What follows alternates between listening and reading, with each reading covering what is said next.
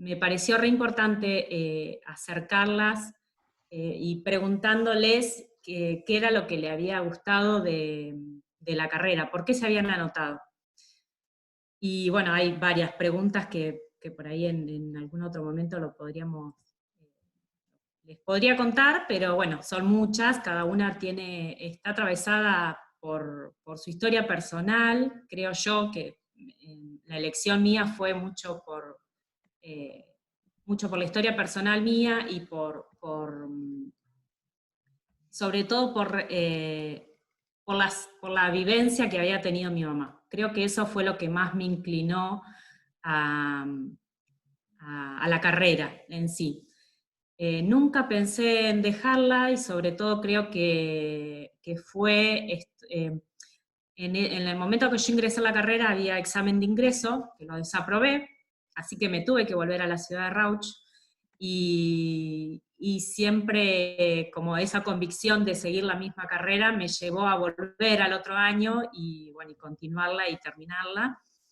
La inserción laboral fue difícil. En ese momento no había residencia obstétrica, que se hace luego de terminada la carrera, en el 2005. Recién a partir del 2010 se empiezan a habilitar las residencias en algunos hospitales. Ahora hay una importante cantidad de hospitales donde se realizan las residencias obstétricas, pero en ese momento eh, la inserción laboral era inmediata y bueno, costó, pero si bien costó mucho y cuesta, sigue costando la inserción, la motivación de la carrera, de gustarme la carrera y de hacerlo con mucho placer, me ha llevado a perdurar y a seguir luchándola y queriendo, y bueno, y tratando de reinsertarme laboralmente. Eh, por eso no me llevó a dejarla porque estaba segura de que me gustaba trabajar. Eh, la carrera tiene mucha amplitud,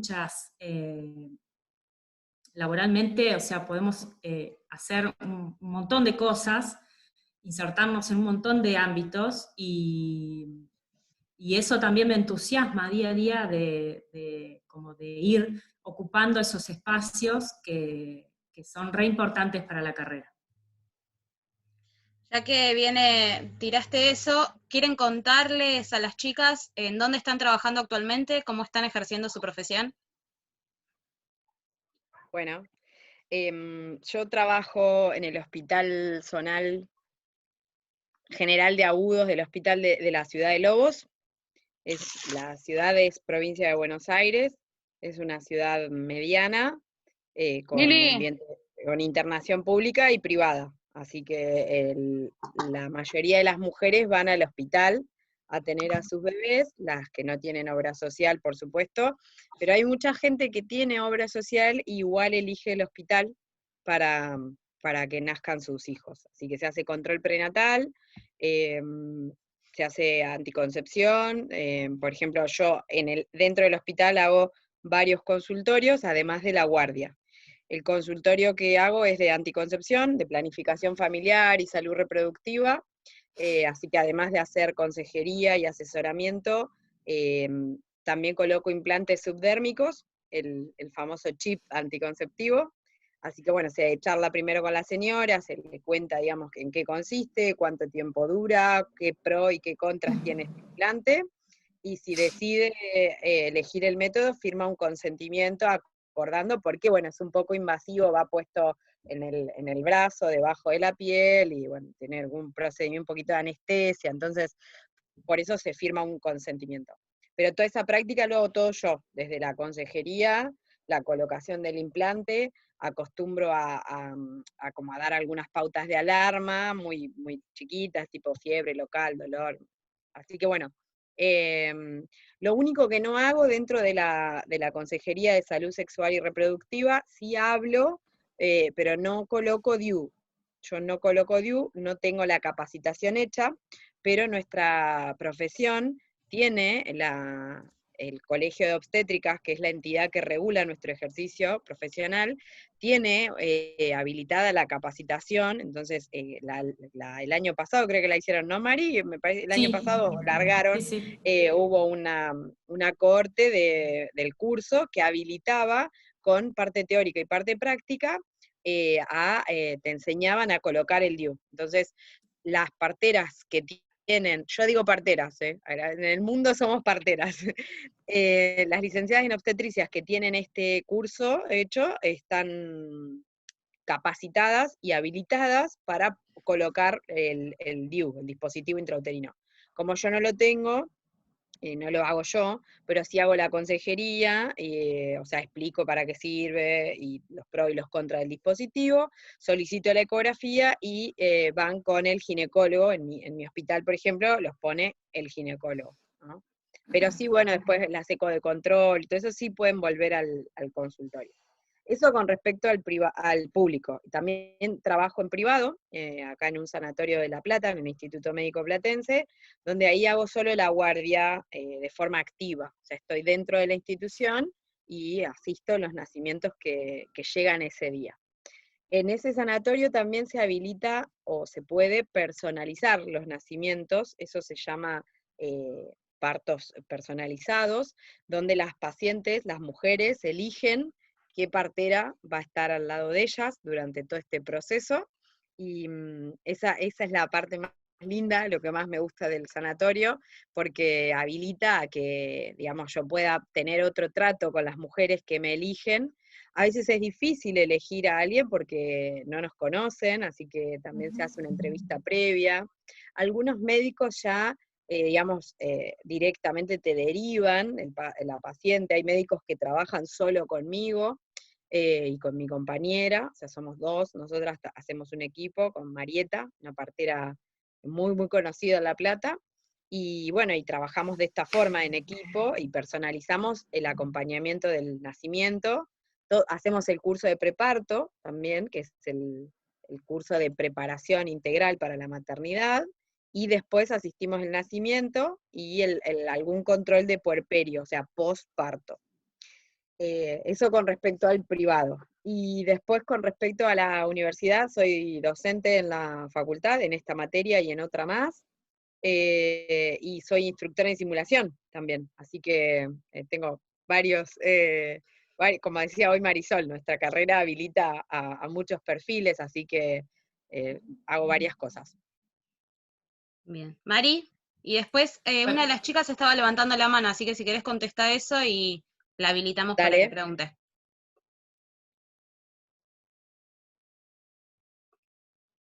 Mari. Está bien, pensé que iban a habilitar primero la pregunta. No, contestá y después le preguntamos, después le decimos que pregunte. Bueno, yo en el ámbito público trabajo en el Hospital Eduardo Ollier, que es de San Francisco Solano, Quilmes, pero mi tarea, mi función en ese hospital es como identificadora del recién nacido, que se saca una matrícula especial para eso, no podés ejercer, no podés ser identificadora siendo solamente con el título obstétrica, tenés que tener el título de identificadora del recién nacido. Mi tarea y mi función en esa, pero estoy, por supuesto, en la asistencia, en el acompañamiento, por más que haga identificación, mi acompañamiento siempre está. En la UPA de Los Hornos hago control prenatal, consejería, también colocamos implantes, también hice como rol curso. Para la habilitación de DIU necesitas hacer la capacitación, y bueno, tenés que requerir de la colocación de un número inespecífico de colocación con alguien que te apruebe esa colocación y recibís la certificación, pero lo importante es que ustedes tienen que saber que nosotros estamos habilitadas dentro de la ley provincial. La colocación de DIU, de implantes, de cualquier otro método anticonceptivo. De la realización de Papa Nicolau, bueno, un montón de cosas que tenemos que podemos hacer y que la ley nos habilita para hacerlo, y que no necesitamos de la aprobación de un médico ni del acompañamiento siquiera, o sea, lo podemos hacer nosotras en nuestros consultorios, o a las embarazadas que atendemos en el control prenatal, hacerle el Papa Nicolau,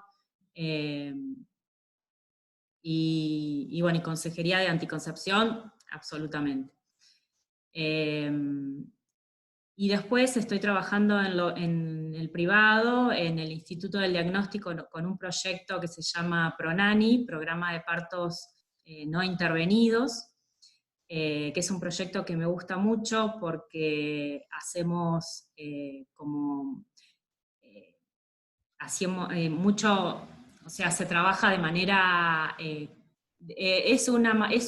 la verdad es que es un sueño que yo tenía, de poder trabajar de esta manera, porque si bien en los hospitales, en muchos hospitales, no digo en todos, el trabajo es muy hegemónico, muy sistemático y muy tradicional, sobre lo que es la atención del nacimiento.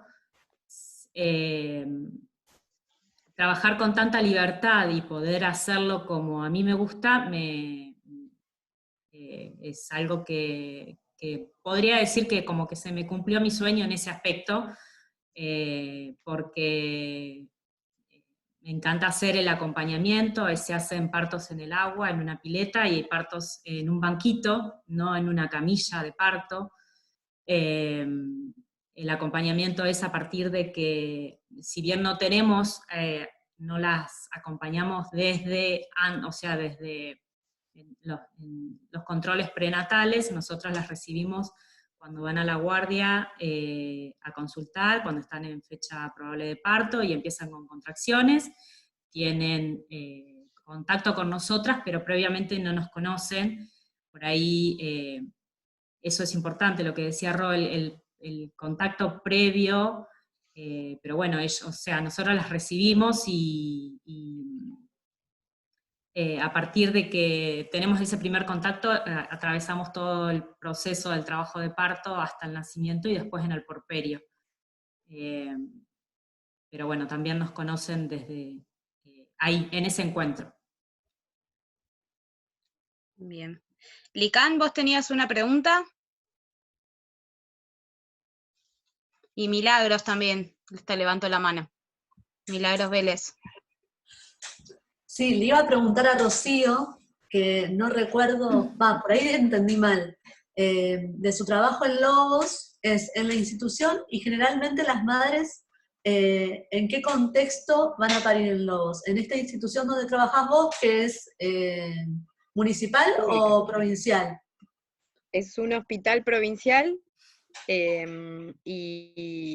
actualmente en este momento, con el contexto del COVID, del coronavirus, hay un protocolo autorizado por la dirección del hospital y por el comité de infectología, que prohíbe las visitas y trata de disminuir la circulación de pacientes o de personas dentro de la institución. Esto implica, digamos, suspendidas las visitas y en todo el hospital, y el ingreso solamente del paciente que va a recibir la atención. En el único caso que yo viajo, ¿sí? Una vez por semana, no, mi guardia es los lunes, entonces yo viajo, salgo los lunes muy temprano, a veces de noche, viajo para el hospital y hago la guardia 24 horas adentro del hospital, de 8 de la mañana del lunes hasta las 8 de la mañana del martes. Dentro de la guardia hago el consultorio, porque, digamos, así está arreglado, todas las parteras hacemos lo mismo, para no viajar.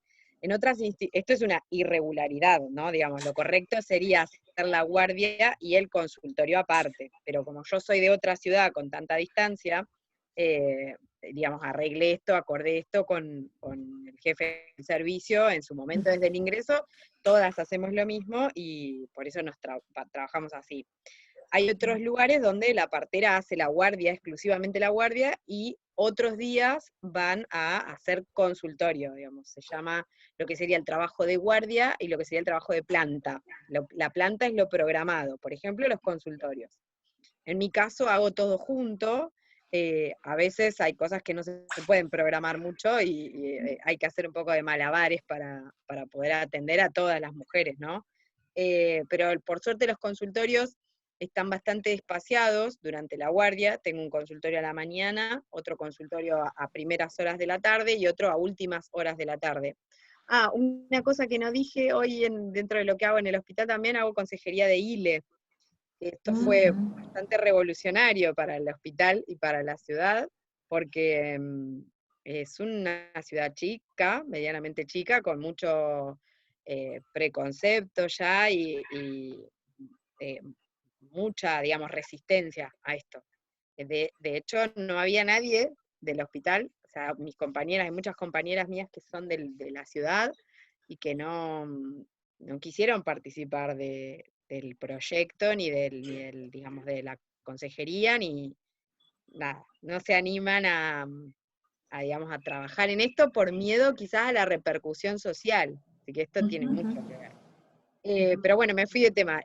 Me decía Licán, ¿cómo van a parir las mujeres hoy en el hospital? Hoy no, hoy está en buenísimo general. saberlo en contexto de COVID, pero también habitualmente, siendo como una ciudad dentro de todo chica, entre comillas, Sí. nada, esto que contabas, hay algunas personas que van a parir a la institución y las que no van a parir a la institución van a otras localidades o tienen, por ejemplo, un parto planificado en domicilio o... En Lobos hay los tres sistemas, digamos. Hay una institución privada que, digamos, al que acceden con obra social, pero les cobran algún diferenciado, por eso hay un grupo de mujeres con obra social que eligen el hospital. Y también hay un equipo de asistencia de partos respetados, algo como lo que contaba Marisol, su forma de trabajo ahí están preguntando ILE, nosotros dijimos ILE, es interrupción legal del embarazo. Sí. El aborto. Ay, perdón. Exactamente. Están preguntando por... ¿Qué significa la sigla ILE? Bien. Claro. Y existe te decía Licán, existe un grupo de trabajo en el sanatorio, digamos, en la institución privada de la ciudad, que hace partos en la institución, no en domicilio, pero no intervenidos, como contaba hoy Marisol. Es un equipo que está bastante reciente trabajando, yo no formo parte, pero conozco a las chicas que trabajan en eso, porque son gente del local, entonces están dispuestas, digamos, los 7 días de la semana, las 24 horas, pero me encantaría trabajar, digamos, de esa forma, porque tiene aspectos muy lindos para trabajar. En el hospital, las mujeres pueden asistir al control prenatal acompañadas de una persona y al parto también. Pero esto fue un cambio muy nuevo. No, después, en el marco cuando se sancionó la ley y todo, inclusive se seguían vulnerando estos derechos, hasta que, bueno, Claro, empezamos eso te como iba a las preguntar. obstétricas a pedir, y a recalcar que las mujeres tienen derecho a hacer esto, digamos, tienen derecho a elegir estas formas. Pero, como contaba hoy Marisol, por ejemplo, en el hospital no hay otras opciones de posición, sí, se sigue usando la camilla de partos.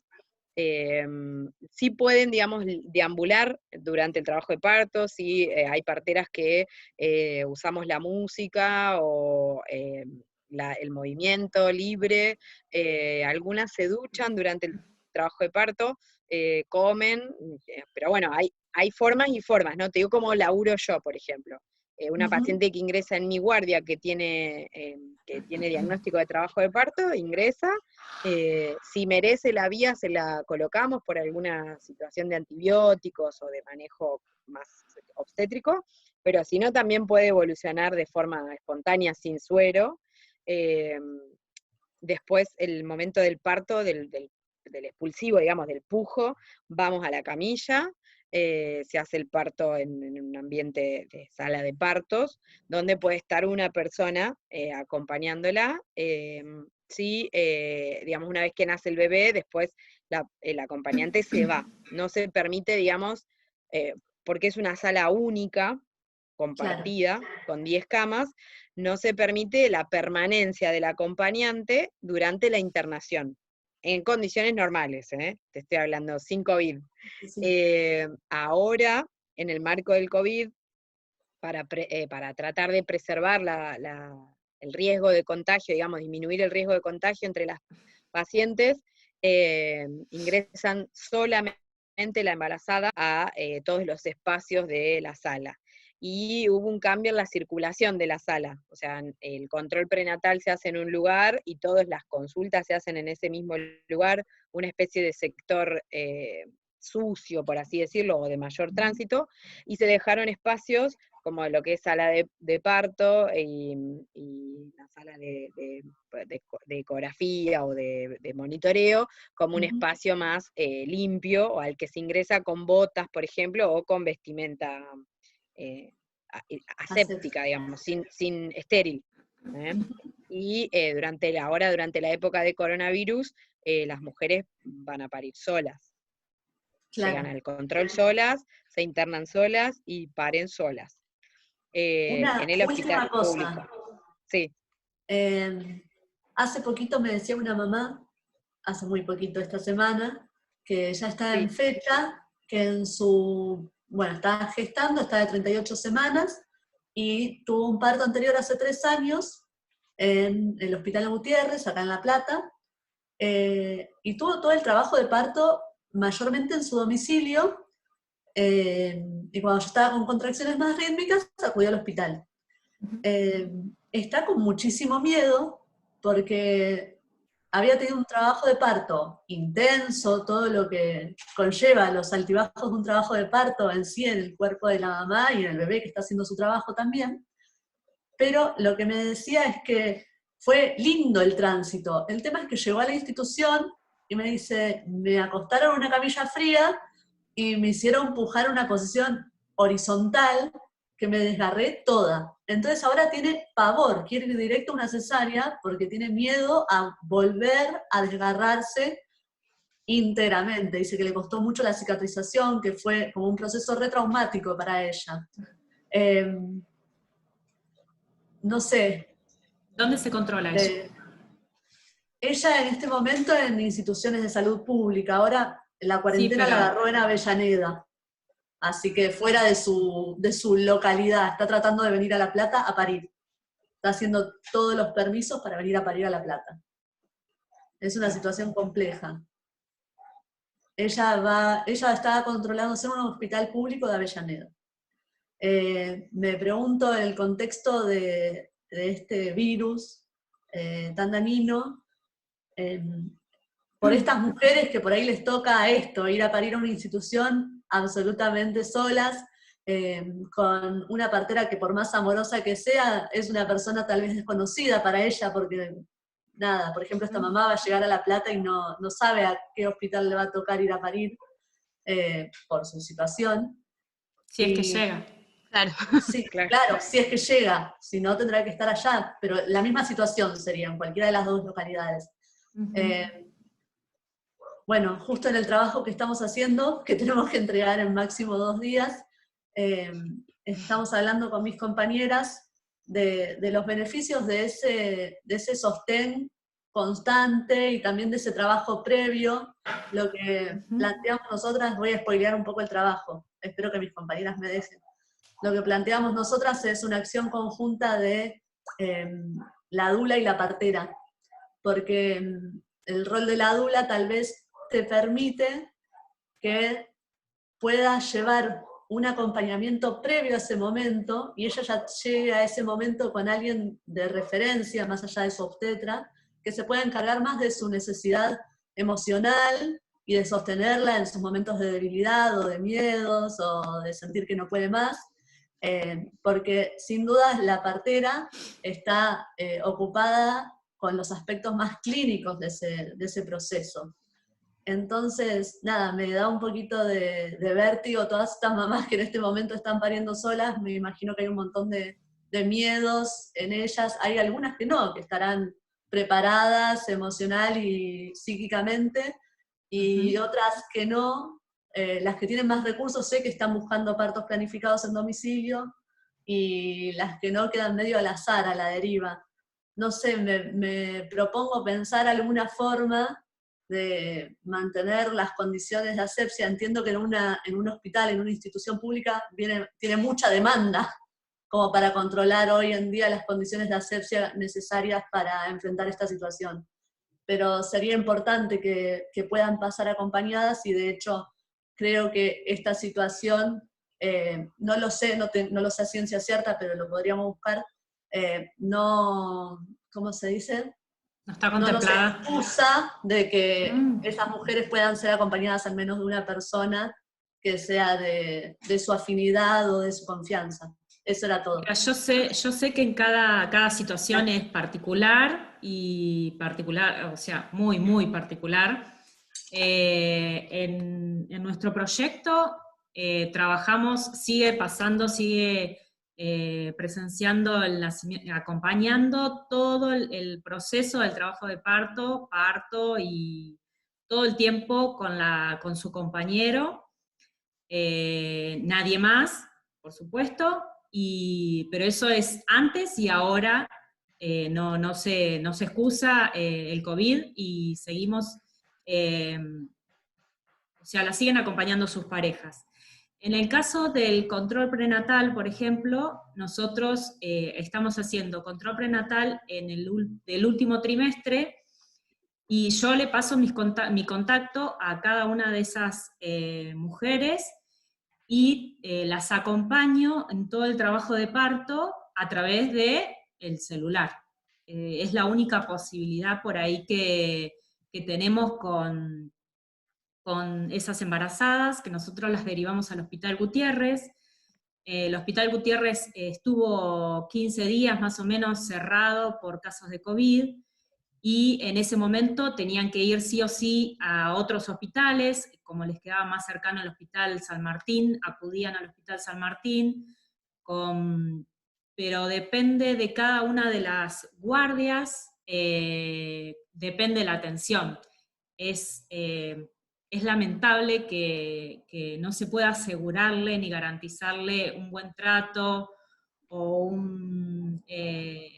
una buena atención en todas las guardias de todos los hospitales. Como en el San Martín, también pasa en el Gutiérrez, que es lo que yo conozco, no conozco otros, que hay guardias que trabajan de forma muy respetuosa, amorosamente, y hay otras guardias que no.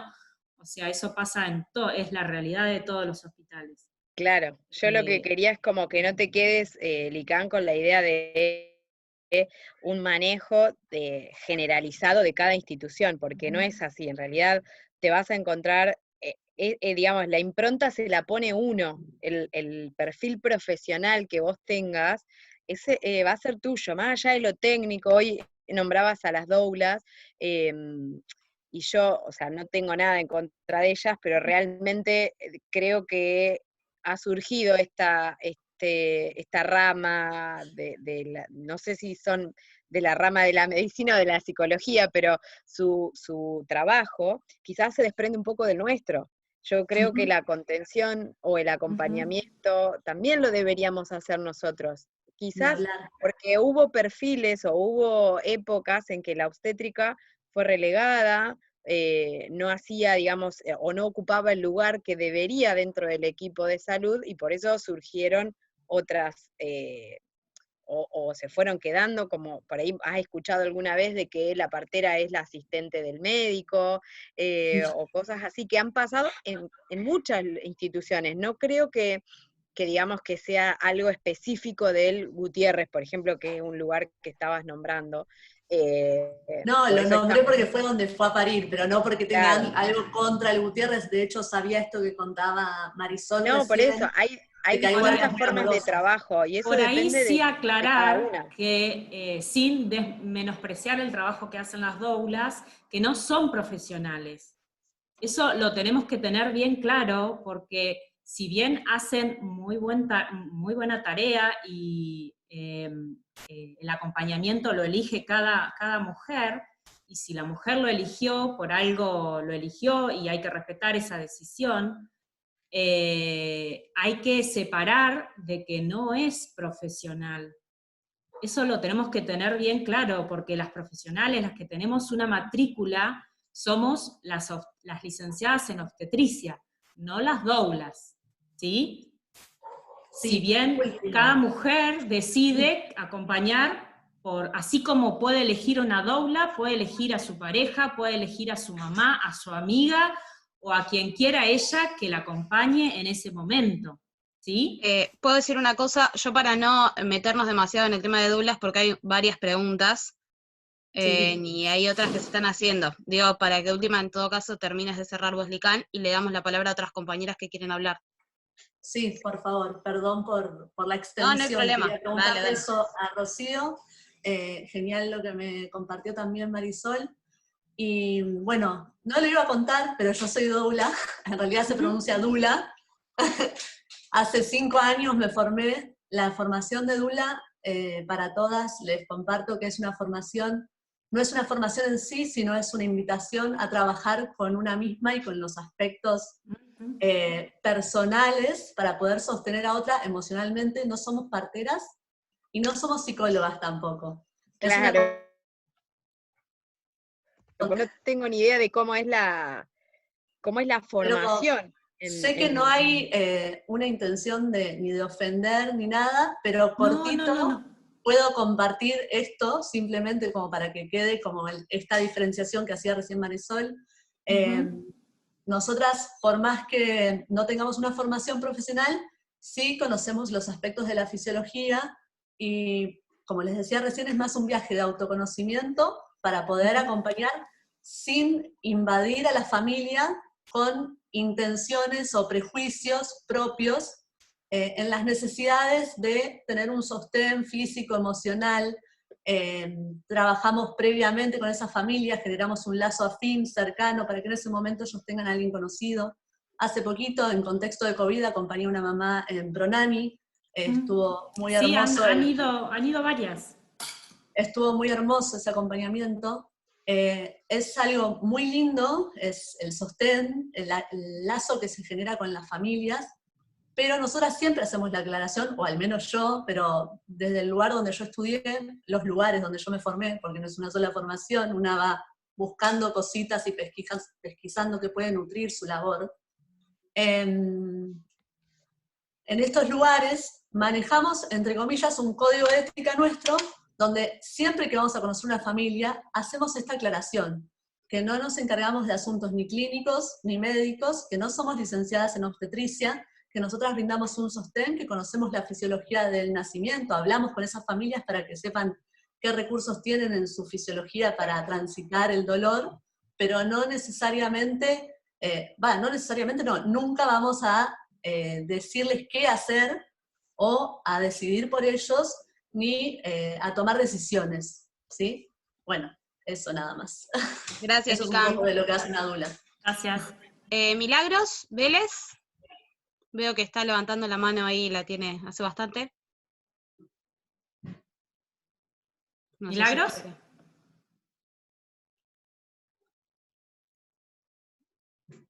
¿Milagros? Hola, ahí está. Sí, ahí va. No sabía, Hola. no sabía cómo activar.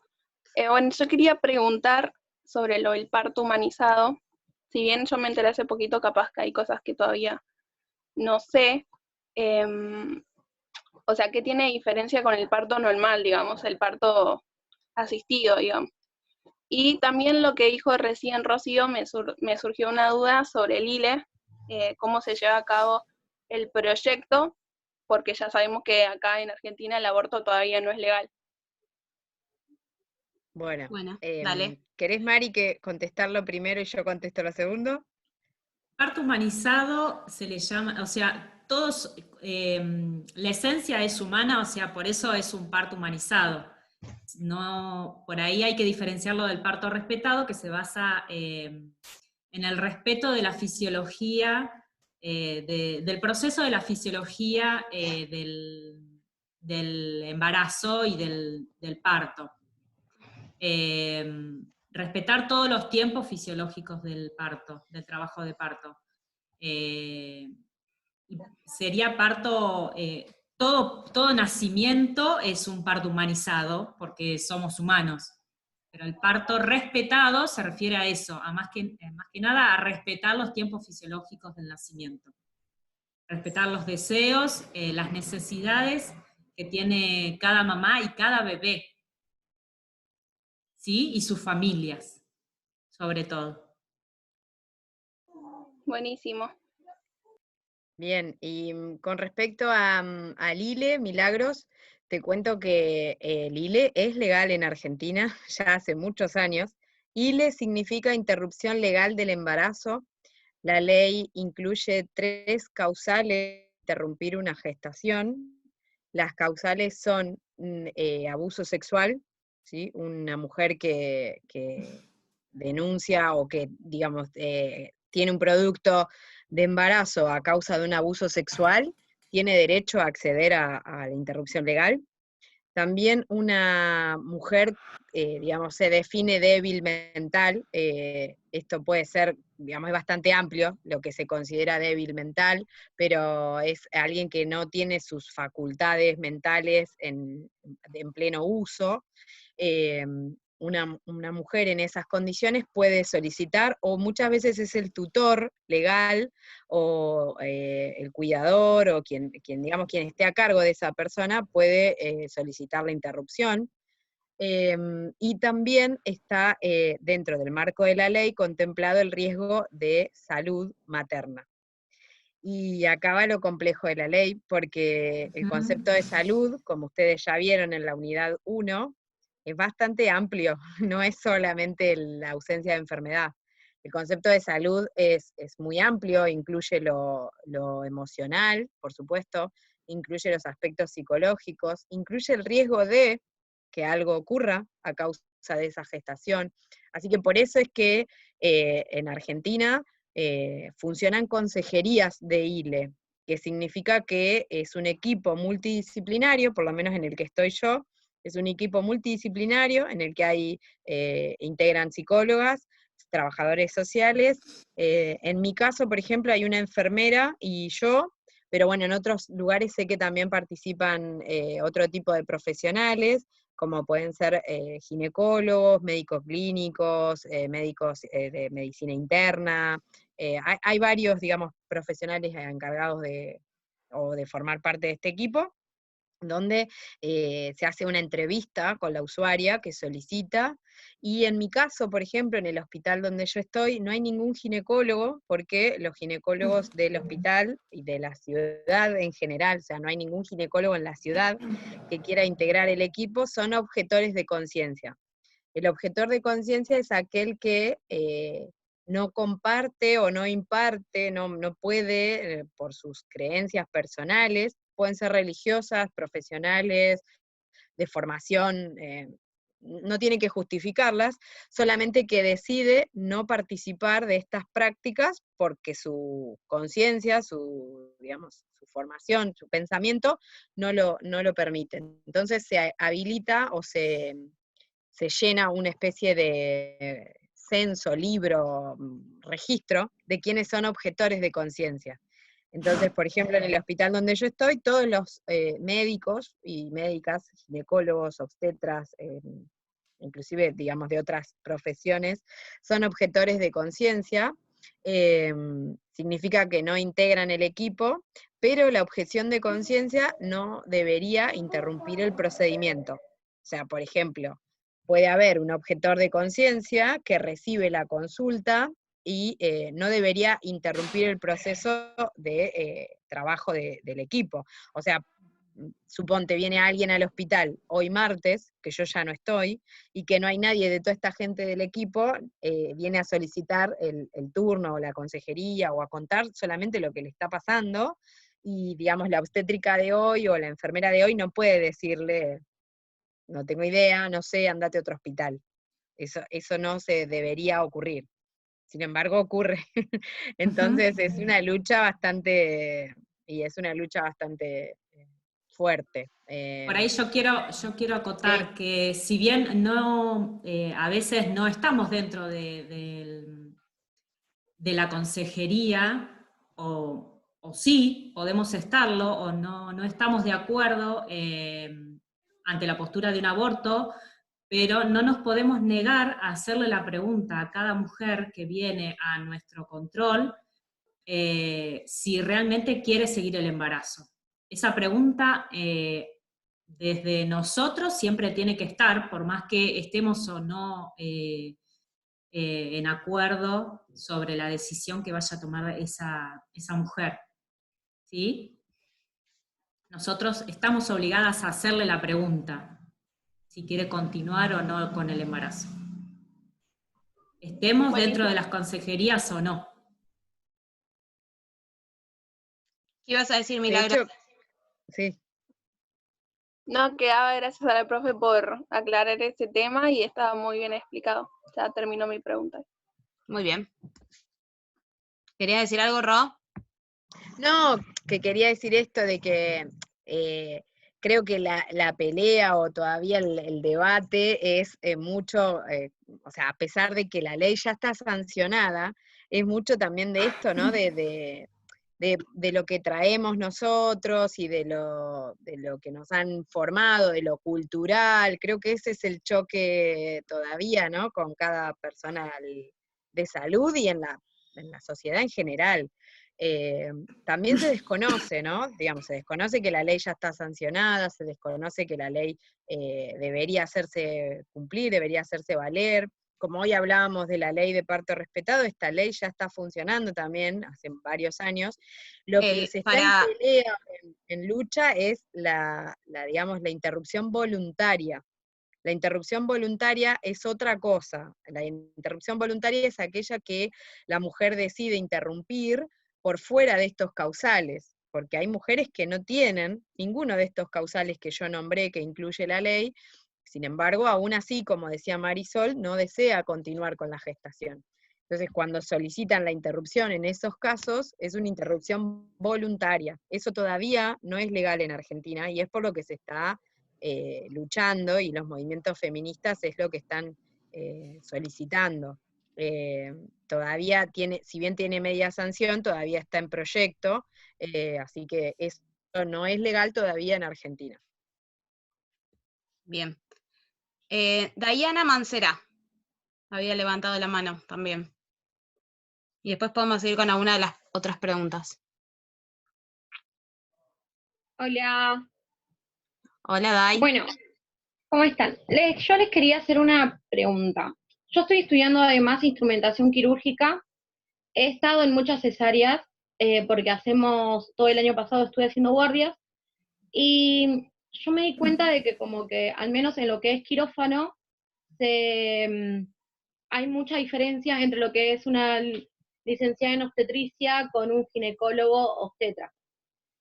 Por ejemplo, yo hice guardias en el hospital militar y en el hospital, bueno, en un hospital más en Capital que no me acuerdo. En los dos lugares se manejaban de distintas maneras en lo que son las cesáreas.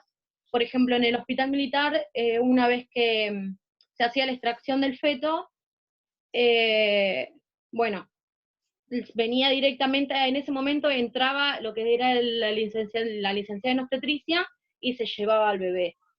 A comparación en el otro hospital, no era así. Directamente estaba todo el momento de la cesárea, la licenciada ahí, acompañando, digamos, toda la cesárea en conjunto. A lo que voy es que a mí esto me hizo tener muchas dudas, digamos, con respecto a la carrera, porque se ve mucho la discriminación o, digamos, la disminución de importancia de entre una licenciada en obstetricia con un ginecólogo obstetra, por ejemplo. No sé si a ustedes les pasó, o si yo, o sea, creo que es muy jerárquico lo que es la salud, el ámbito laboral de la salud ya de por sí, y nada, yo soy totalmente un tercero en lo que es en el quirófano en ese momento, pero se ven las distintas maneras de trabajar. También estuve haciendo guardias en el Sanatorio Bernal, en Quilmes, Bernal, y también se trabaja totalmente de otra manera, porque ahí es como que el ginecólogo obstetra con la licenciada en obstetricia son totalmente un equipo, y básicamente en los hospitales que estuve no. Así que no sé si me podrían sacar esa duda, o no sé si a ustedes les pasó que le hagan esta diferencia, digamos, en el ámbito laboral. Sí, se vive muchísimo, pero tened claro que son, o sea, las incumbencias son distintas, o sea, somos los dos profesionales, pero cada uno tiene sus incumbencias. María, aclara un poco Lim- cuáles son las incumbencias, porque había confusión de cada uno. Claro, el médico Podés, corta. obstetra, el médico obstetra es quien hace la cesárea. Nosotras no podemos hacer una cesárea porque es quirúrgico, o sea, nosotros atendemos embarazos y partos, nacimientos de bajo riesgo, normales, y una cesárea sería una intervención quirúrgica de riesgo, y no estamos habilitadas, las incumbencias no nos habilitan para hacer una cesárea. Por ahí lo que vos decías, que se llevan al bebé, en ese momento nuestra función sería hacer que su mamá, no garantizarle el contacto, el binomio madre-hijo, por más que sea un nacimiento de cesárea, también puede ser un nacimiento respetado, y esa función o esa tarea nos corresponde a nosotros, de tratar de que el vínculo madre-hijo no se corte, no se separe, esa mamá, si bien, o sea, si el bebé es un recién nacido normal y no hay ningún impedimento para sacarlo de la mamá, por más que haya nacido por cesárea, se tiene que tratar de garantizarle a esa mamá que siga en contacto piel a piel todo el tiempo que sea necesario. Sería esa la función importantísima en ese momento, ¿sí? No estamos habilitadas para hacer una cesárea, pero en quirófano sería esa nuestra función. Me parece a mí, no sé. Sí, también yo contestando un poco, Dai, creo que el rol, hoy hablábamos de esto, ¿no? Del rol de la obstétrica dentro del equipo, es un poco la forma de trabajo que está en la institución, pero también la impronta que vos le vayas a poner. Digo, si en ese lugar la obstétrica solo hace las constataciones de parto y solo hace, digamos, el registro del nacimiento de forma escrita, solo hace tareas administrativas, y vos te querés amoldar a eso, por así decirlo, podés hacerlo tranquilamente, pero sabé que ese no es tu rol. Tu rol es, como dice Marisol, por ejemplo, acompañar a esa mujer, constatar el nacimiento también es parte de nuestras incumbencias, o sea, uno hace la constatación, constata el nacimiento, genera el contacto o debería asegurar el contacto madre-hijo, asesorar en lactancia, quizás podés asistir en algún nacimiento por cesárea, alguna práctica que haya que hacer dentro del quirófano, porque te lo solicitan. Por ahí vos que estuviste en muchas cesáreas, notaste que la obstétrica por ahí o no hace nada, o pone la sonda, o identifica, o en algunos lugares yo he visto que la obstétrica instrumenta. O sea, fíjate qué cambiados están los roles, que, digamos, tu trabajo, que es el de la instrumentadora, lo termina haciendo la obstétrica. Pero digo, esto es una cadena, una secuencia de cosas mal hechas. Entonces, se van como arrastrando en el tiempo, en los años. Yo conozco lugares donde no hay obstétricas, no hay directamente. O la cesárea la instrumenta la obstétrica, no viene la instrumentadora para la cesárea. O lugares donde la obstétrica solo hace la constatación de parto, o sea, solo hace lo administrativo. Entonces, te vas a encontrar con tantas formas de trabajo, vos que ya por ahí estás en el ambiente metida, en el quirófano, por ahí solo estás viendo una parte y aún así ves distintas formas, digamos. la obstétrica en una institución hace una cosa, en otro hace otra, pero eso tiene que ver también mucho con lo que vos quieras hacer, con él, hasta dónde querés llegar, hasta dónde, digamos, vos llegás a un lugar donde la obstétrica solo hace papeles y decís, pero esperá, yo no tengo que hacer esto nada más, tengo que, como dijo Marisol, tengo que asegurar el contacto de esa mamá, si todas las condiciones están dadas, asegurarle ese primer contacto con su bebé, hacerle respetar ese tiempo, hacerlo valer, pero bueno, eso va también un poco en lo que vos quieras hacer, digo, uno puede amoldarse, por así decirlo, a las reglas del lugar o a lo que se viene haciendo, o no, o cumplir realmente con tu rol. Pero bueno, como bien dijo Marisol, la formación con el ginecólogo, el obstetra o el cirujano es distinto, nuestra formación es distinta y nuestras incumbencias son distintas. Las incumbencias son, digamos, qué nos corresponde o qué nos habilita nuestra formación para hacer. Y una cesárea no está dentro de nuestras incumbencias. Una cosa para aclarar, capaz que estaría buena, y ahora que me parece que toda esta diversidad de prácticas que pueden hacer en una misma situación, tiene también que ver con cosas que, para relacionarlo con las unidades anteriores, lo veíamos en la unidad 1 en relación a todo lo que es el modelo hegemónico de salud, que varias la fueron nombrando, en relación a cuál es el rol que tiene el médico, como si, digamos, fuese superior en cuanto a la tarea que realiza y no pensándolo como una intervención profesional en interdisciplina, porque tener distintas incumbencias no significa que algunos sean superiores e inferiores, sino que todos tienen roles distintos. Pero muchas veces esa cuestión dentro de los sistemas de salud, tanto público como privado, significa que el resto pasa a ser asistente del profesional que está a cargo, digamos. Entonces eso es algo que está en disputa y que la intención es ir modificándolo también como decía Ro, en qué es lo que también uno está dispuesto a dar esa batalla, ¿no? Como futuros profesionales o como profesionales en esa misma situación. Perfecto. Y una consulta más. Nosotros, digamos, cuando en el momento de que se hace, digamos, que se realiza un parto normal, ¿por qué, por ejemplo, se hace en algún quirófano? Porque he visto muchas veces también en un hospital militar que usan un quirófano totalmente estéril para hacer, digamos, un parto natural, y no entiendo por qué capaz que lo hacen, ¿sí? O sea, o en qué casos pasa esto. ¿Vos no lo preguntaste ahí en el hospital por qué lo realizaban así? No, porque a nosotros en el momento que, a nosotros no nos dejaban entrar en partos, a nosotros nos dejaban entrar solamente en cesáreas, en las cuales, digamos, nosotros podíamos instrumentar. Pero nada, el hospital militar es bastante exigente y había cosas que directamente no nos incumbían, por ende es como que nos decían de que nada, nos hacían un lado y teníamos que hacer las cosas que teníamos que hacer nosotros. Pero nada, eso fue una duda que tuve porque he visto muchos casos de que usaban totalmente todo estéril para partos, y yo dije, bueno, capaz que hay algún tipo de complicación y que necesitan sí usar un quirófano, pero básicamente las hacían las licenciadas en obstetricia, y no había médicos, digamos, ginecólogos, obstetras ahí. ¿Y Por sala de eso parto tienen? sí, totalmente ¿Sabes? tienen sala de parto, sí.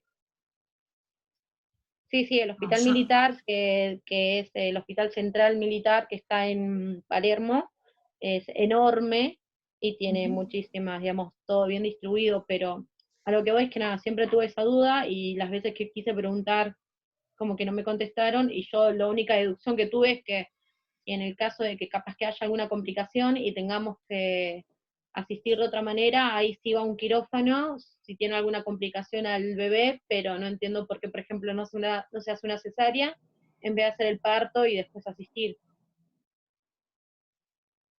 No sé si me entiendes.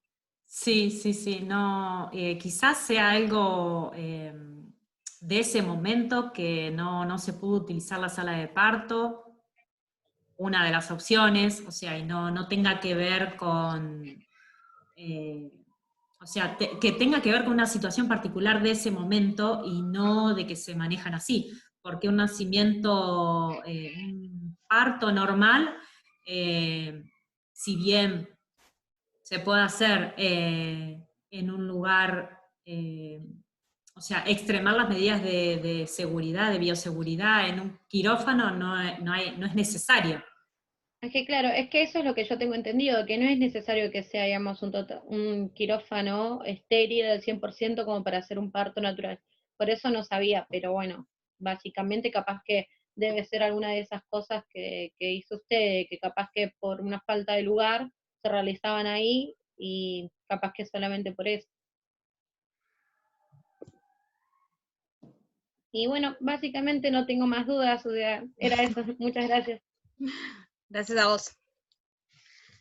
Bueno, si quieren puedo leerles alguna de las preguntas que hicieron los que no están participando, pero que después lo van a escuchar. Hay muchas, así que elijo algunas. Capaz no Dale. del todo felices, pero varios preguntaron acerca de qué clase de complicaciones vieron durante el embarazo y el parto, cuáles suelen ser más frecuentes, si asistieron a algún bebé con malformación o tuvieron alguna situación donde haya fallecido el bebé o la mamá que atendieron, y cómo trabajaron esa situación ustedes y cómo lo abordaron con las familias.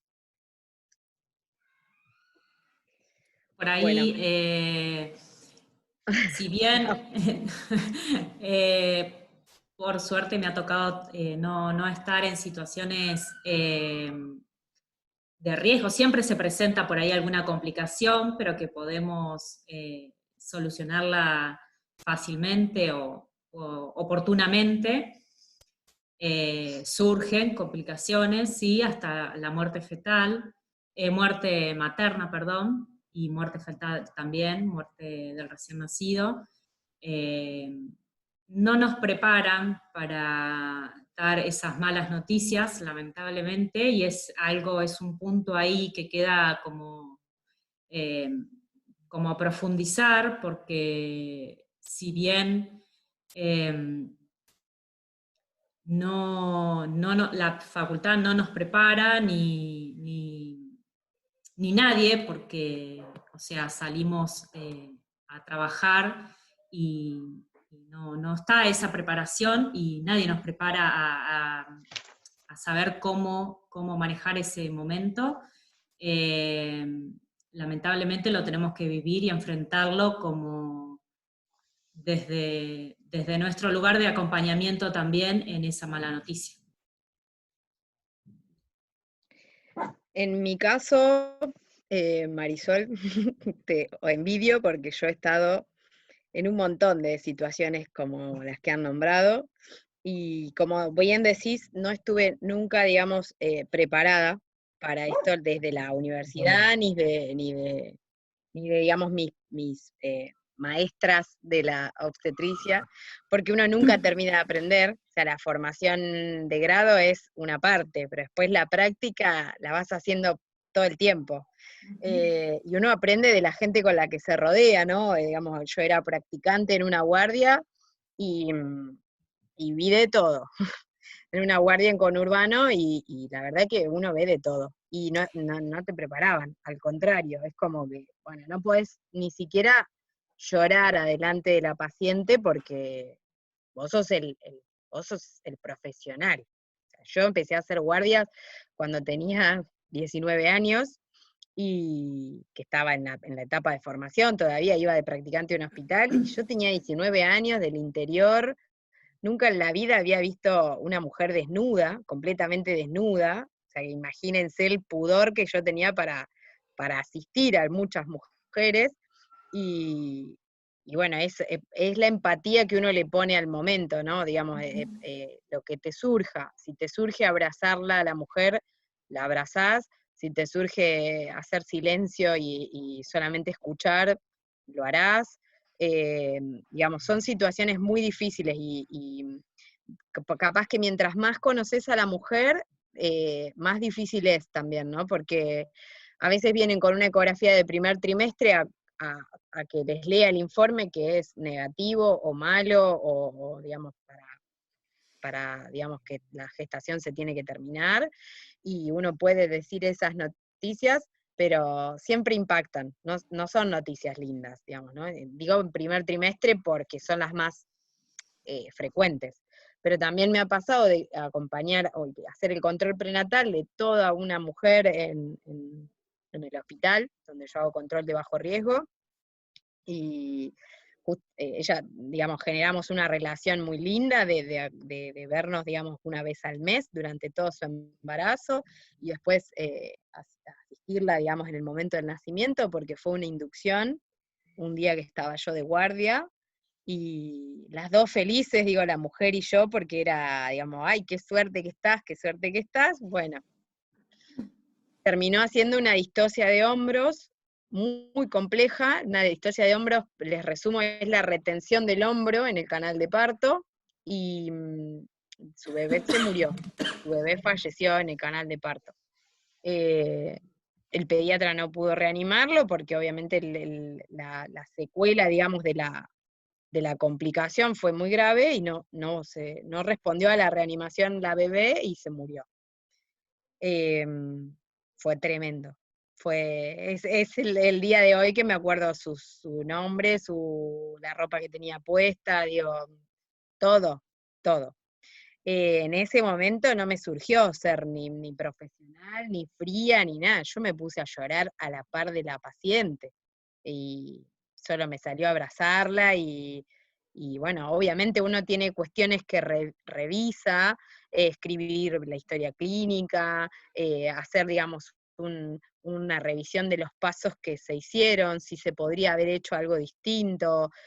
Hay mucho para aprender de un resultado negativo, de una emergencia obstétrica, como es la distocia de hombros, que no se puede evitar, que no se puede prever o prevenir. Sin embargo, digamos, se hicieron todas las maniobras que se podían y el resultado fue negativo. Para cerrar la historia, les cuento que esta mujer, Analía se llama, Analía se volvió a embarazar un año después, y volvió a buscarme, y volvió a controlarse todo el embarazo conmigo. La señora en el medio se asesoró con otro profesional de un hospital de acá de La Plata, le llevó fotocopia de la historia clínica y le contó cómo había sido todo su proceso, digamos, del parto de su bebé fallecida. Y el profesional que la recibió acá en La Plata le dijo: lo que te pasó es imposible de prevenir, lo que hizo la obstétrica que asistió a tu parto estaba bien, porque obviamente el resultado es negativo y el primer sentimiento o la primera reacción es buscar un culpable, ¿no? Digo, ¿quién tiene la culpa de este resultado negativo? ¿Quién tiene la culpa de que mi bebé esté muerta? Esa fue la pregunta que la mujer se hizo cuando pasó su duelo, cuando se volvió a embarazar también, con todos los miedos que transitó esa gestación. Así que fue un aprendizaje importante para mí, porque la historia no se quedó ahí. Digamos, la señora se volvió a embarazar, volvió a buscarme, y yo ya sabía todo lo que había pasado, nadie me lo contó, digamos, lo viví yo. Así que volví a acompañarla, por supuesto. Le pregunté si ella prefería por ahí que la controle otra partera, y me dijo que no, que ella quería seguirse controlando conmigo, un nuevo embarazo, que obviamente llegamos al tercer trimestre y el miedo apareció, las ecografías daban que otra vez la bebé era muy grandota, o sea, posibilidades de que se repitiera el cuadro estaban, y en el hospital donde yo estoy no se programan las cesáreas a elección de la madre. Digamos, no es que la mujer va y solicita la cesárea y se la hacen, tiene que tener un justificativo. Así que bueno, en ese tiempo yo era muy nuevita en el hospital, pero el jefe del servicio estaba al tanto de lo que había pasado con esta paciente, porque es un hecho que trasciende, digamos, ¿no? Que se entera todo el servicio, inclusive se enteran en la comunidad. Yo trabajo en un hospital de una población chica. Así que cuando llegó la fecha de más o menos próxima del parto, yo le pedí al jefe del servicio que le programara una cesárea, porque digo, yo no quería asistir a un parto otra vez con esos riesgos, y creo que la mujer no se los merecía tampoco. 40 años, su cuarto embarazo, y creo que porque había decidido como finalizar con eso, con que este era su último bebé. Así que bueno, ella también quería una cesárea, así que bueno, se entrevistó con el jefe del servicio y le explicó lo que había pasado, lo que había vivido y por qué quería una cesárea. Así que bueno, el jefe del servicio al principio no quería operarla porque no, digamos, más allá del resultado, la señora había tenido 3 partos vaginales y bueno, así que lo repensó un poco y con otra ecografía que le estimaban un peso fetal de 4.200, decidió operarla. Así que Analía tuvo una cesárea de su último bebé y bueno, hoy es el día de hoy que esa nena tiene como 7, 8 años y me sigue mandando fotitos y está contenta, digamos, ella con su cesárea última, porque bueno, los resultados fueron positivos y completamente distintos a lo que había vivido. Pero bueno, agradecida la mujer del acompañamiento y bueno, una experiencia muy, para mí, ¿no? Digamos, muy, muy movilizante desde todos los aspectos, desde lo profesional, desde lo personal, replantearme, seguir asistiéndola y seguir hoy, hasta el día de hoy, en contacto con esa mujer. Así que la obstetricia tiene de todo. Lo interesante me parece es pensar que uno, digamos, volvemos a lo mismo, digamos, que uno trabaja con personas, con personas que tienen su contexto, con sus sentimientos, con sus vínculos, con sus problemas, con sus deseos, y que también uno tiene que ponerse en este lugar, porque también uno es un sujeto con todo eso, y está bueno que también uno pueda ver al otro como un sujeto activo en esa relación, y que también puede decidir, eh, que puede proponer, que puede discutir, y que nada, que es importante que cuando uno hace ese seguimiento pueda pensarla a esa persona desde ese lugar también. Y en eso hay otras preguntas que son un poco más felices, si quieren se las puedo leer, que es si tuvieran alguna experiencia más en relación a la cuestión cultural, digamos, si hubo, la pregunta en realidad es si el rol de la obstetra cambia según el grupo o la paciente con la que trabaja. Yo creo que no es que cambie el rol, pero sí creo que hay un montón de cosas que, bueno, capaz que pueden hablar ustedes del plan de parto o de distintas cuestiones que hacen a poder pensar en cómo ingresa las decisiones y la cultura de cada una de las pacientes con las que trabajan en el proceso de embarazo y de parto. No sé si quieren contar alguna experiencia. Bueno, a mí me pasó cuando hacía concurrencia, era una de mis primeras guardias, que una paciente boliviana decide encerrarse en el baño con hierbas, darse un baño y tener el nacimiento, tener su parto solita adentro del baño. Fue como, para mí fue... o sea, lo recuerdo hoy lo recuerdo muchísimo porque todo lo que se produjo en la guardia con ese nacimiento, de un montón de opiniones y de prejuicios, por supuesto tuvo su parto, que ni nos enteramos, nos enteramos después, porque ella nació sola sin emitir sonido, pero como ella quería. Y a partir de ahí es como que empecé a leer más sobre la cultura o sobre qué es lo que cada mujer trae al momento del nacimiento. Y fue muy enriquecedor porque vi esa parte de que no somos todos iguales, que no todas atravesamos de la misma manera el embarazo y el nacimiento. Y bueno, fue una experiencia positiva, que me ayudó como a ver más en profundidad qué trae cada mujer, o qué significa para cada mujer un embarazo, y bueno, todo lo que concierne con eso.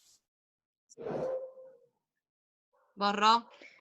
De todo también, pero básicamente, por ejemplo, me tocó asistir una mujer sordomuda, varias sordomudas, pero una mujer sordomuda en privado, a la que no pude, no pude, que siento yo que no pude, digamos, entenderme, que me faltaron herramientas, que, porque bueno, la anécdota es que el parto pobre se estaba prácticamente haciendo y yo no le entendí su lenguaje, su necesidad de pujo. El acompañante no estaba en ese momento con ella y que era quien nos hacía de traductor entre ella y yo, y ella me estaba diciendo a su forma, con señas, con su rostro, con su gesto, me estaba diciendo que necesitaba pujar o que tenía la sensación de pujo, y yo estaba con lo administrativo, haciéndole la huellita y los papeles, y el parto se estaba haciendo, estaba coronando, entró otra persona a la sala de parto en privado, y dijo, está asomando el bebé, y viste, yo en otra mundo, o sea, siento que para ese parto, que también obviamente como dice Marisol, me acuerdo de todo, del nombre de la señora, el nombre del marido, de la médica que entró y dijo, Rocío, se te está haciendo el parto, y digamos, en ese ámbito creo que, o sea, más allá de lo cultural, la limitación de la señora de no poder, de su lenguaje, no sé si es una limitación, pero es un lenguaje completamente distinto que yo no supe entenderle, y bueno, nada, la anécdota es que el parto lo asistimos, pero fue todo muy rápido y porque, bueno, no pude anticiparme o no pude controlar esos, o vigilar mejor esos signos, qué sé yo. Y después otro parto que una señora asiática que tomaba una especie de jugo preparado en una botella, una especie de jugo de arroz, un filtrado de arroz o algo así, ella lo tomaba, pero que no había problema, digamos, durante el trabajo de parto en el hospital que lo tomara, pero lo curioso fue que después se lo dio también al bebito, como a cucharadas, digamos, le iba como convidando, aparte de amamantarlo, ¿no? Pero también lo iba alimentando con este jugo energético que tenía ya un preparado, que evidentemente era parte de su cultura, de sus tradiciones. Así que eso también fue como muy llamativo para mí. Bueno, y después una anécdota, yo no recibí a esa persona, pero fue en la UPA de Los Hornos, que fue a sacar turno, no sé si fue a sacar turno o fue por una consulta. Su presencia era de un hombre, pero estaba embarazada. Y fue llamativo para el personal cómo llamarla, por más que en ese momento uno le pregunta su nombre, pero no sabes cómo manejar la situación, por más que, o sea, porque lo que ellas veían era un masculino, figura masculina, pero pidió una consulta o un control, no recuerdo, con un ginecólogo. Pero bueno, yo no la conocí, no supe, pero bueno, era una consulta ginecológica. No nos adelantemos a la identidad de género, que ya lo vamos a ver en la próxima unidad y en sexualidad. Claro, te iba a decir, toda una cuestión de género que... Claro. Ahí hay dos muy chicas que interesante. están levantando la mano, si quieren podemos hacer esas dos preguntas y vamos cerrando, así después el resto lo puede ser viable para que lo vean. Romina, estaba primero.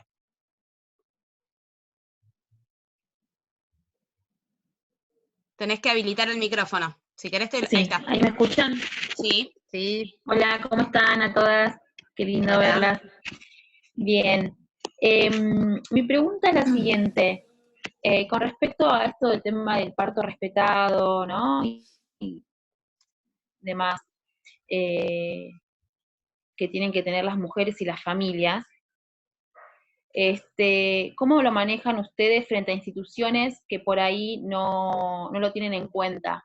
Decías, Rocío, el tema de, me quedé así como pensando, donde los acompañantes no se pueden quedar porque son 10 camas en una habitación o algo así, dijiste, cuando la mamá en realidad no solamente el acompañamiento tiene que ser en lo que es el trabajo de parto y parto, sino que después también, ¿no?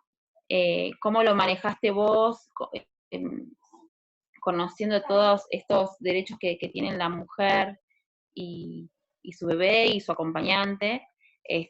¿Cómo hiciste vos o cómo hacen, ¿no? Para trabajar esto en frente de instituciones que por ahí no lo tienen en cuenta. Romy, para contestarte esto te voy a hacer un poco de historia. Yo trabajo desde el 2008 en ese lugar, y el edificio es un edificio muy viejito, por eso es que tiene esta disposición de una única sala con las 10 camas juntas, y hay una media pared con una especie de tabique o biombo entre una cama y otra. Pero las pacientes se ven y se comunican y, digamos, no hay intimidad tampoco. Así que bueno, entré ahí a trabajar, que yo venía de otro lugar, digamos, de otra experiencia, de otra formación, y entré a trabajar ahí y dije, mierda. Y entré ahí y ni siquiera, cuando yo llegué en el 2008, ni siquiera entraban los padres a los partos ni a la consulta. Así que cuando yo llegué dije, vos podés estar acompañada, ¿eh? Y entonces, claro, imagínate que para el pueblo era, si va hasta el día, el marido entra. Entonces ya fue una revolución. Claro. Que el jefe de servicio me llamó y me dijo, chiquita, vos lo que estás haciendo vos acá no.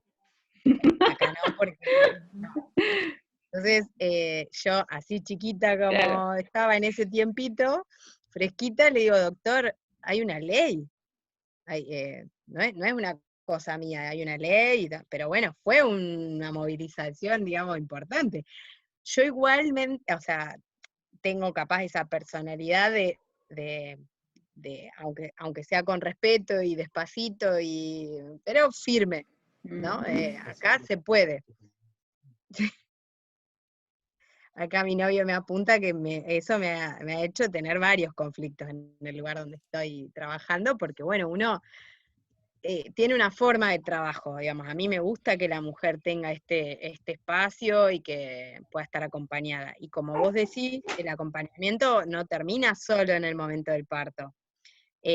Como digamos, entiendo también que el lugar, el espacio, no le permite la intimidad para que la otra mujer, digamos, la que está enfrente, por ejemplo, esté con su pareja, sin que, digamos, hay mujeres que están amamantando, con heridas quirúrgicas o circulando en camisón. Lo que hacemos es no permitir o decirles que no se puede quedar, pero sí que puede ingresar en el momento que quiera.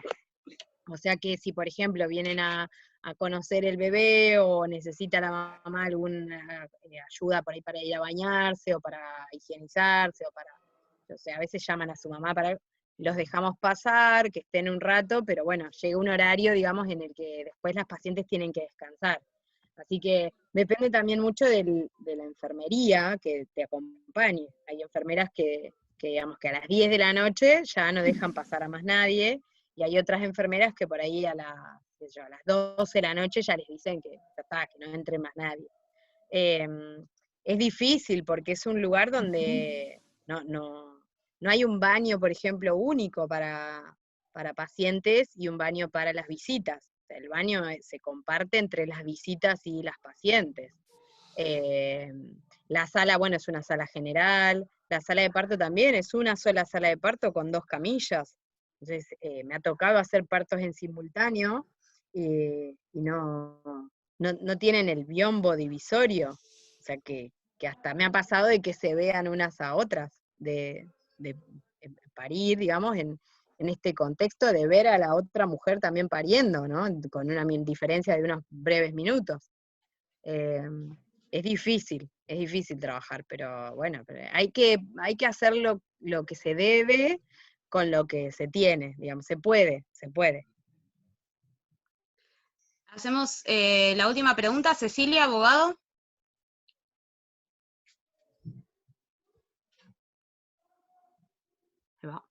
Micrófono ahí. Hola, ahí ¿qué está. tal? Hola, profe, ¿cómo están? Bueno, mi pregunta es con respecto a lo sucedido que vos contabas, Rocío, que pasó con el parto, que falleció el bebito. Yo, o sea, por lo que leí, más o menos, no se pudo haber evitado esa parte cuando vos haces la medición, perdón que no sé, porque soy nuevita en esto, con los Tranqui. dedos que toca el coxis para saber si la persona va cesárea o de parto normal, por ahí por el canal que es muy chiquito, el ángulo de la cadera es chiquito. ¿No se pudo haber hecho eso? Perdón que pregunte. No, tranqui. La señora, te voy a contar, la señora es muy grandota, mide 1,80 m Analía, y tiene una pelvis preciosa para obstetricia. Su bebé, el bebé que asistí, pesó 4,750 kg, un bebé muy grandote, que además de eso, digamos, desproporcionaba con su pelvis. Pero Analía tenía partos de bebés grandotes anteriores, tenía un parto de un 3,800 y otro de 4 kilos. Si bien tenía un cálculo estimado de peso que andaba en 3,800 para el que asistí yo, estaba con un margen de error, fíjate, de casi 1 kilo de diferencia. En ningún momento el trabajo de parto presentó alguna alteración del mecanismo. O sea, no fue lenta la dilatación, no le costó meterse en canal, digamos, la cabeza, la presentación fetal, no le costó meterse en canal. El canal de parto no tenía ninguna anomalía para pensar que iba a hacer esta distosia. Espera. Ay, apagaste el micrófono. Sí, Gracias. ahora, de nuevo. Decilo, Ceci, perdón. No hay problema. Gracias.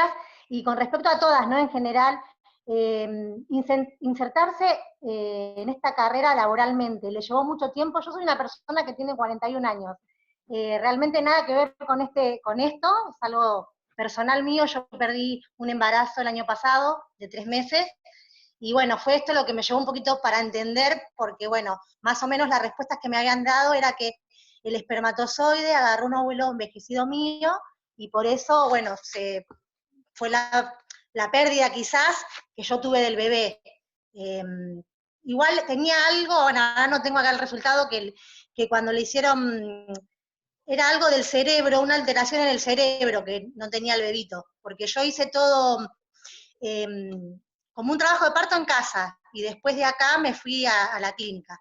Entonces, bueno, una de las cosas que elegí esto es porque quiero sacarme un poco de dudas y entrar a entender cosas, eso. Sé que no hay quizás una devolución que me puedan dar a lo que me pasó, pero nada, quería compartir eso, y bueno, gracias. Listo.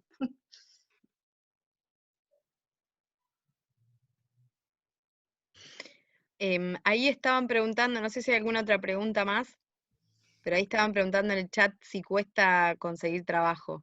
Eso dijo Marisol. Cecilia también. Claro, creo que Cecilia pregunta. arrancó para preguntar algo de eso, y no sé, Marisol, cómo fue Mira, tu caso. yo creo que todas las experiencias son distintas. Hay profesionales que consiguen muy rápido, hay profesionales que tienen el trabajo antes de terminar la carrera. A mí, en mi particular situación, me llevó mucho tiempo, y me lleva porque si bien a mí me gustaba trabajar de esa manera, o sea, hay como otros caminos que quiero seguir recorriendo en la obstetricia, y te lleva tiempo. Te lleva ganas, te lleva... pero bueno, siempre hacerlo con la convicción de que es lo que deseas, y perseverar, o sea, insistir, y no dejar de capacitarse, no dejar de seguir aprendiendo, porque esto es un aprendizaje, creo que de por vida. Y nada, sí, a mí me costó. pero creo que no tiene que ver con una situación particular, o sea, cada situación es diferente y no creo que tenga que ver con la carrera en sí. Bueno, en mi caso no me costó conseguir trabajo. Sí estuve un tiempo sin trabajar desde que rendís el último final hasta que digamos, te llega el título y la matrícula. Eso es un tiempo, digamos, administrativo que lo tenés que pasar y nadie te lo avisa. Entonces yo ya tenía la promesa de trabajo, pero como no tenía la matrícula habilitante, no podía trabajar. Sí cubría algunas guardias de fin de semana en un sanatorio privado de acá de La Plata, pero firmaba una compañera, o sea, yo no figuraba, yo trabajaba, pero figuraba otra, para poder cobrarlo y poder, digamos, acceder al trabajo, porque legalmente no podía figurar yo, que todavía no estaba habilitada para hacerlo, pero sí trabajaba, así que arranqué así, cubriendo fin de semana en una clínica acá en La Plata. Y después, bueno, obviamente que durante la formación haces guardias, y alguien preguntaba hoy en el chat si se hacen guardias durante la formación, durante la parte de la carrera. Yo en mi caso empecé con guardias hospitalarias como practicante mucho antes, digamos, en segundo año ya empecé a hacer guardias porque me contacté con una partera y le pedí permiso en el hospital, el certificado y un seguro de riesgo de trabajo, especial porque sos estudiante y estás en un hospital escuela, pero bueno, empecé a hacer guardias así. Y después en el último año la carrera te obliga a hacer la práctica final obligatoria, digamos, es parte del plan de estudio. La práctica final obligatoria incluye, digamos, un tiempo de guardias, y asistencias a instituciones de salud para poder adquirir prácticas de manejo, ¿no? Digamos, incorporar más cosas, como dice Marisol, uno nunca termina de formarse, pero en ese último año, cuando haces la PFO, es cuando más, digamos, conocimientos pones en práctica y vas incorporando, porque hay cosas que se pueden hacer, como hoy decía Cecilia, lo de tocar la pelvis, entonces, si vos, digamos, seguís el plan de estudio, no llegás hasta el último año capaz a tocar una paciente. Así que un poco en mi caso fue como más anticipado. Yo empecé a hacer prácticas desde el segundo año, porque tuve la posibilidad y porque viajaba. Yo hacía guardias en un hospital de conurbano, en Guernica, así que viajaba desde acá de La Plata hasta allá. Era un sacrificio extracurricular, o sea, no estaba incorporado en la currícula. Yo lo hacía para tener más práctica y porque quería hacerlo. Así que eso me habilitó, o hizo que conociera gente, que tuviera contactos profesionales, que después a la hora de estar recibida, ya, digamos, al conocer cierta gente, ciertos círculos, te van como llamando, convocando. Pero a la vez también te seguís capacitando. O sea, el hecho de, por ejemplo, hace muy poquito, hice un curso de instructora en simulación, y eso me habilitó otras fuentes laborales, por ejemplo. Así que bueno. Y también está la residencia. Sí, también. La como docencia, forma la residencia. de inserción ¿Sí? laboral, que es interesante también para que en un futuro lo puedan aprovechar, que es un espacio de formación y de trabajo, digamos, de intervención y de formación, que no sé, en particular obstetricia, las chicas pueden saber más dónde está la residencia, pero en general está bueno porque tenés un espacio de trabajo que vas rotando por distintos lugares, ya sea o desde el mismo hospital, o podés ir a los centros de salud, digamos, o en algunos espacios específicos dentro del hospital. Podés incluso después elegir en el último año para vos rotar en la provincia, en el país, o en el hospital o en la institución que desees. Es un espacio de 3 años, ¿tienen ustedes? Sí, 3 años. 3 años y la jefatura después. Es muy importante la residencia. Yo también hice prácticas desde, creo, el segundo año también. los días sábados, o sea que no era mi semana, dejaba el fin de semana para la guardia, ya estudiando, y ahora continúo los sábados. Y por ahí eso es importante, cuando nosotras nos recibimos, Ro también, no estaba la residencia para obstétricas, se empezó a implementar a partir del 2010, y importante de que sepan también que en las residencias, si bien te forman, no funcionan en todos los lugares, cada vez son más, eso es alentador, porque no solamente acá en el conurbano, sino en la provincia de Buenos Aires, hay una residencia en la ciudad de Azul, hay una residencia en la ciudad de Bahía Blanca, hay una residencia, ayúdame, Ro, en el interior, ¿dónde más? Acá en el Mar del conurbano, Plata, ¿dónde hay? Mirá, Mari. en Berazategui, en Florencio pero también hay Varela, residencia en Bahía Blanca, hay, por ejemplo, en Mar del Plata hay, pero también hay en Azul residencia por fuera de la provincia de Buenos Aires, ¿eh? Hay también. Hay me ahora, sale, no sé si es... en la actualidad, el sistema de residencia se unificó para que conozcan, y es un sistema de residencia nacional. Ujú. Claro. También está en la provincia, pero uno puede concursar para cualquier otra provincia, digo, para las que son capaz de otro lado y piensan en cómo volver a su provincia y quieren ver de probar en un espacio de residencia, también lo pueden hacer. Ahí preguntaban si son pagas, sí, lo paga el Y ministerio también, de provincia o de claro, nación, o de cada una de las provincias, lo paga el ministerio de cada provincia. Y lo que uno tiene, digamos, es una beca de formación claro, de intervención, no es un trabajo de planta ni un contrato, es una beca, es como una contratación distinta. En algunos lugares, acá por ejemplo en Provincia de Buenos Aires no tiene por ahora aportes jubilatorios, sí lo tiene por ejemplo en Nación, en Capital Federal, que es una claro, pelea que pueden se hacer está también en la ciudad desarrollando. autónoma. Claro, también en la ciudad autónoma también hay. Lo que habría que ver específicamente, igual les queda un trecho, yo supongo que en estos años de carrera, cuando se reciban, va a haber más lugares seguramente de residencia, pero si quieren más información, en la página del Ministerio de Salud de la Nación están todos los lugares donde las Habilitados. licenciadas en obstetricias están habilitadas para hacer residencia, que está bueno también para ver, e incluso seguramente deben tener Facebook y distintas cosas donde muestran qué es lo que hacen en cada año. Así que digo que si Sí, quieren también por como lo buscar ese tipo de general, información está bueno.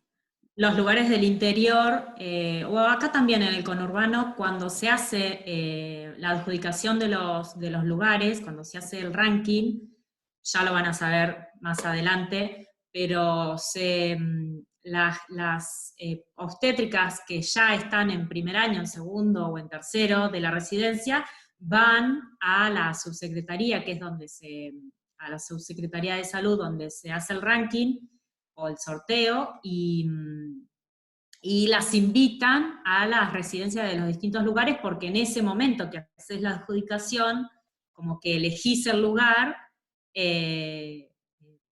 surgen varios lugares y se van ocupando, y quizás vos fuiste para, qué sé yo, para Varela, pero en ese momento ya se ocupó el lugar, y terminás en otro lugar muy distinto, que ellas te informan sobre, por lo general como que van a captar a ese lugar, como a promocionar la residencia.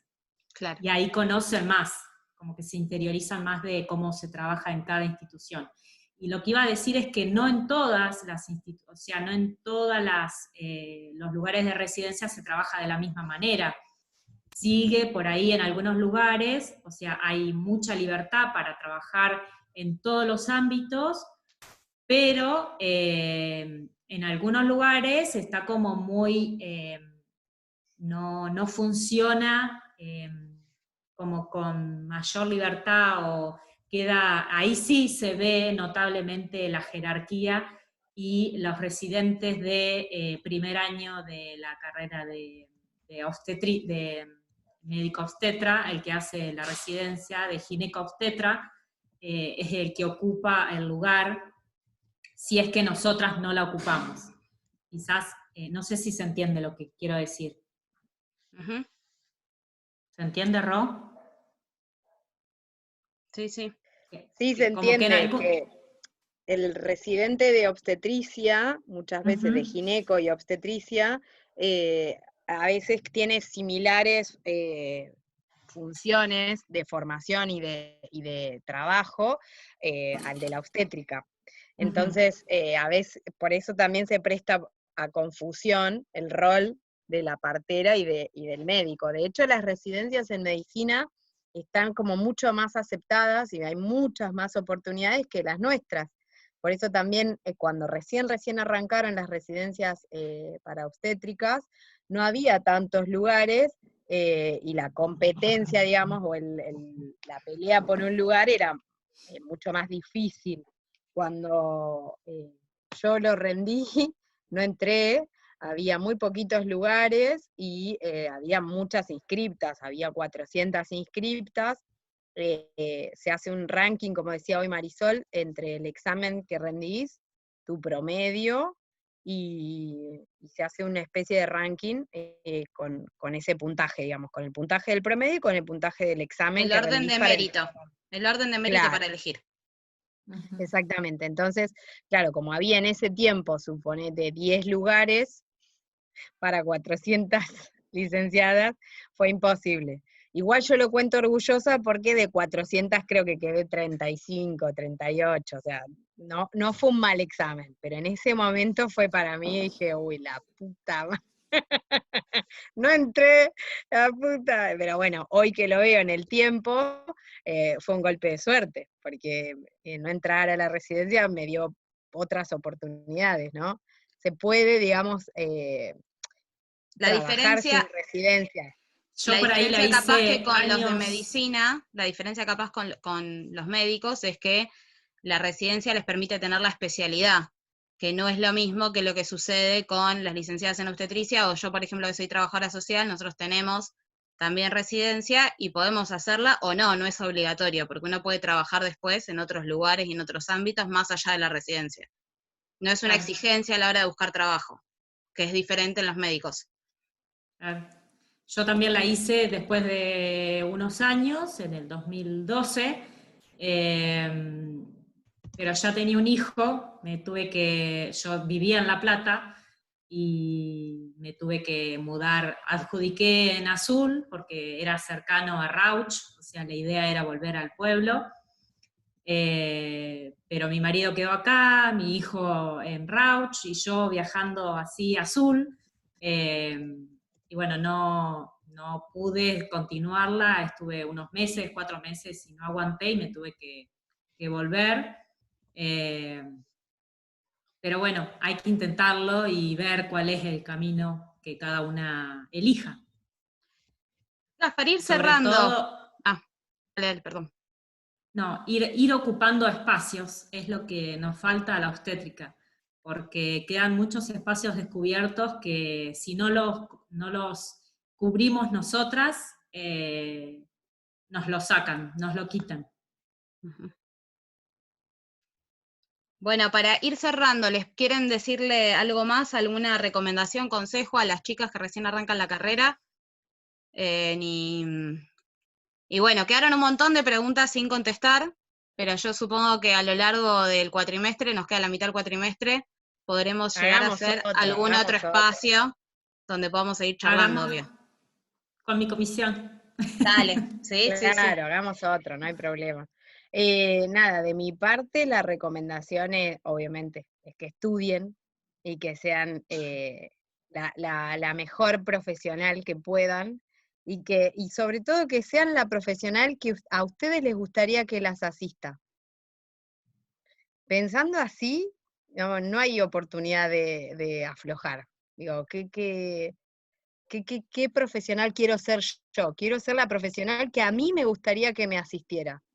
Entonces, con esa premisa, digamos, yo voy todos los días a trabajar. El día que entro a la guardia y empiezo a trabajar y asistir pacientes, digo, yo voy a atender a las mujeres como a mí me gustaría que me atiendan.